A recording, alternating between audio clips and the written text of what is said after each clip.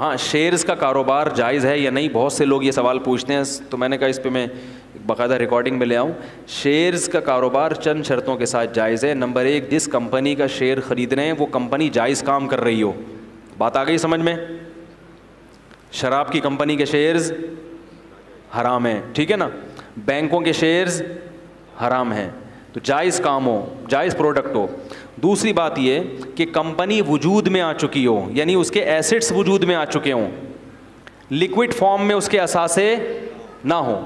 Company جب وجود میں آتی ہے تو صرف پیسہ ہی ہوتا ہے, لکوڈ فارم میں وہ یعنی گھوم رہا ہوتا ہے, ابھی ایسٹس نہیں ہوتے اس کے پاس.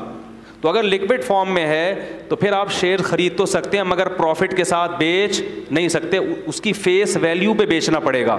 جتنے کا شیئر ہے اسی قیمت پہ بیچ سکتے ہیں, اس سے زیادہ نہیں, کیونکہ اس شیئر کے پیچھے پیسہ ہے اور پیسے پہ آپ پیسہ نہیں کما سکتے. 1 لاکھ کے شیئر ہیں تو 1 لاکھ ہی لے سکتے ہو اس پہ آپ, ایک بھی, کیونکہ اس کے پیچھے ایسٹس نہیں ہے نا, پیسہ ہے نا اس کے پیچھے. تو پیسے تو وہ تو ایک رسید ہو گئی شیئرز کے, اتنے پیسے آپ کے کمپنی میں آپ کے ہو گئے, تو اس پہ آپ پیسہ نہیں کما سکتے, اتنے ہی پہ ہی دے سکتے ہیں, اس سے زیادہ, اس سے کم پہ بھی نہیں, اس سے زیادہ پہ بھی نہیں. اس کو اصطلاح میں کہتے ہیں فیس ویلیو پہ بیچ سکتے ہیں. تیسری شرط یہ ہے کہ کیونکہ جو کمپنیاں جن کے آپ شیئر خریدتے ہیں وہ بینکوں سے سودی قرضے بھی لیتی ہیں, جو کہ لینا جائز نہیں ہے. تو آپ کو اگر کبھی موقع ملے تو آپ جو اینول میٹنگ ہوتی ہے کمپنی کی, اس میں آپ کے لیے آواز اٹھانا فرض ہے کہ یہ کمپنی جو سودی قرضہ لے رہی ہے میں اس پہ دل سے خوش, بولو بھائی, نہیں.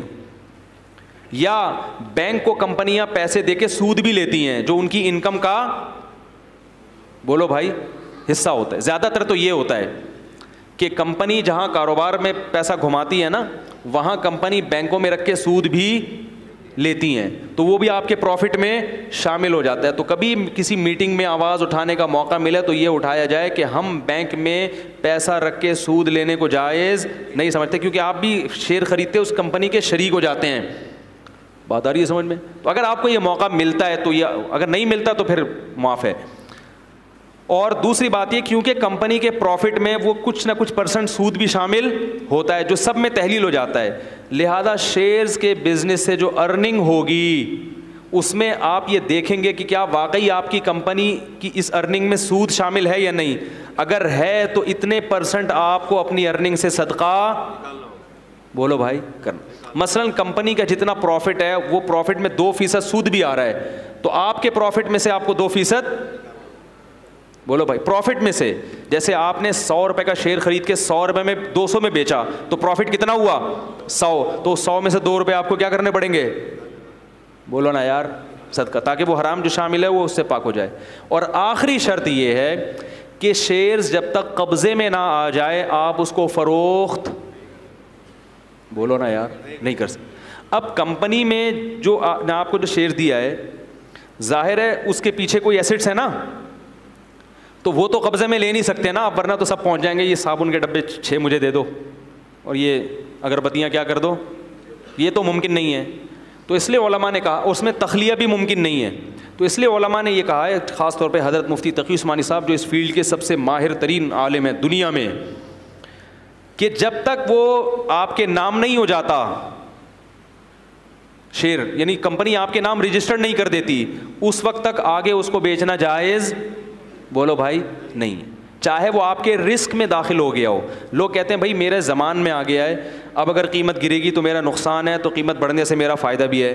تو اتنا کافی نہیں ہے, کیونکہ وہ قبضے کے بغیر زمان کو شریعت معتبر نہیں مانتی. تو قبضے میں آنا وہ کیسے ہوگا کہ وہ آپ کے نام کیا ہو جائے, اور اس میں کم از کم 24 گھنٹے میری معلومات کے مطابق لگتے ہیں. ہو سکتا ہے یہ ٹائم چینج ہو جائے یا ہو چکا ہو, لیکن جب تک میں نے جو ٹوٹی پھوٹی تحقیق کی تھی اس کے مطابق کم از کم اس عمل میں 24 گھنٹے, بولو بھائی, لگتے ہیں. تو جب آپ کے نام رجسٹرڈ ہو گیا پھر آپ اس کو نفع پہ بھی بیچ سکتے ہیں اور نقصان پہ بھی بیچ سکتے ہیں. ورنہ جو کچھ ہو رہا ہے جو فارورڈ سیل اور فیوچر سیل کے نام پہ, وہ سب سٹا ہے, وہ سب کیا ہے, فیوچر سیل اور فارورڈ سیل مستقبل کی بیع ہو رہی ہوتی ہے.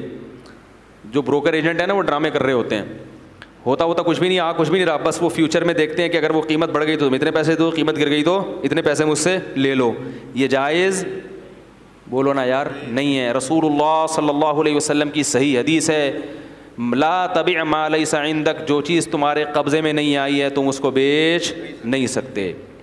تو سیل ہو ہی نہیں سکتی. ہاں بیچنے کا وعدہ کیا جا سکتا ہے کہ بھائی میں شیئر خرید رہا ہوں, اتنے دن تک میرے قبضے میں آ جائیں گے, تو مجھ سے ایک وعدہ کر لو کہ اگلے ہفتے میں تمہیں اتنے کے بیچوں گا, ابھی بیچے نہیں ہیں, تو ایک وعدہ ہے. تو جب اگلا ہفتہ ہوگا تو ہم اس وعدے کو کیا کریں گے, اس کے مطابق ہم عمل کر لیں گے. اس سے پہلے میں کوئی ذمہ دار نہیں ہوں, تم بھی ذمہ دار نہیں ہو. تو وعدہ الگ چیز ہے اور بیچ ڈالنا یہ الگ. جیسے ایک آدمی کسی سے کہتا ہے کہ بھائی میں ایک پلاٹ خرید رہا ہوں, انشاءاللہ اگلے ہفتے تک خرید لوں گا, ہفتے تک خرید لوں گا, تو اتوار کو تم مجھ سے خرید لینا. تو کیا میں خرید تو لوں گا لیکن تم مجھ سے وعدہ کرو مجھے بیچو گے بھی. ہاں بھائی وعدہ کرتا ہوں میں بیچوں گا, یہ تو جائز ہے. لیکن ابھی پلاٹ آپ نے خریدا ہے نہیں, اسٹیٹ ایجنٹ کیا کرتے ہیں, پلاٹ ہے نہیں, وسیم بھائی سے بات کی, یار تمہارا 1 کروڑ کا پلاٹ ہے نا, بس وہ میرا ہو گیا, یعنی ابھی ہوا نہیں ہے, بلکہ میں ہفتے کو تم سے کیا کروں گا, خرید لوں گا پیمنٹ دے کے. اور ادھر ستار بھائی سے وعدہ کر لیا کہ وہ میں نے تمہیں بیچ دیا, حالانکہ ابھی خود خریدا نہیں ہے, خود آپ کے رسک میں زمان میں داخل نہیں ہوا. اب ستار بھائی نے آپ سے 1 کروڑ 50 لاکھ کا خرید لیا, آپ کے 50 لاکھ کیا ہو گیا, پروفٹ. اب کیا ہوا کہ ہفتے کے دن اس پلاٹ کی قیمت گر گئی. آئی بات سمجھ میں. اب آپ نے چونکہ خریدا تو تھا نہیں, وعدہ کیا تھا نا, تو آپ کہہ رہے ہیں بھائی میں نہیں خرید رہا, میں نہیں خرید رہا, اور ادھر 1 کروڑ آپ نے ستار بھائی کو واپس کر دیے. تو یہ ڈرامے ہو رہے ہیں. تو جب تک آپ کے پاس پلاٹ پہ قبضہ ضروری نہیں ہے بیچنے کے لیے, یہ یاد رکھو. آپ کے رسک میں آنا, زمان میں آنا ضروری ہے کہ نقصان ہو تو آپ کا نقصان کہلائے. پلاٹ بیچنے کے لیے قبضہ ہونا ضروری نہیں ہے, آپ کے نام ہونا بھی ضروری نہیں ہے فائل, لیکن پلاٹ کی لوکیشن اور پلاٹ کا محل وقوع یہ پتہ ہونا چاہیے, اور مالک آپ ہونے چاہیے. مالک کی ڈیفینیشن یہ ہے کہ اگر نقصان ہو تو کس کا سمجھا جائے, آپ کا. اگر پلاٹ پہ قبضہ ہو گیا تو کس کا نقصان ہوگا, آپ کا. اتنا رسک آپ اٹھا رہے ہو, اس حد تک ملکیت میں ٹرانسفر ہو گیا, اور پھر آپ آگے اس کو سیل کر سکتے ہیں, اس سے پہلے نہیں کر سکتے.